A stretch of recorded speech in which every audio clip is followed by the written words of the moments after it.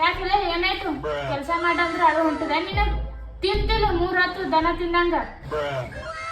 ಇಲ್ಲ ಅಕ್ಕ, ನಾನು 3ನೇ ಕ್ಲಾಸಿನ ಮಾರ್ಕ್ಸ್ ಕಾರ್ಡ್ ಸಿಕ್ಕ್ಯದ. 98% ಇತ್ತು ನಂದು ಅವಾಗ. ಅದಕ್ಕೆ ನೀವ ಖುಷಿ ಪಡ್ಬೇಕಿಲ್ಲ. ಇಲ್ಲೇ ಅಕ್ಕ, ಅವಾಗ ನನ್ 92% ಇತ್ತು 3ನೇ ಕ್ಲಾಸ್ದಾಗ. ಈಗ ನಾ ಸೆಕೆಂಡ್ ಇಯರ್ ಅದಿ, ಈಗ ನನ್ 60% ಆಗಿದೆ ಅಕ್ಕ. ಹಂಗೆ ಕಡಿಮೆ ಆಯ್ತಲ್ಲ ಇವಾಗ ರಿಸಲ್ಟ್ ಅಷ್ಟು.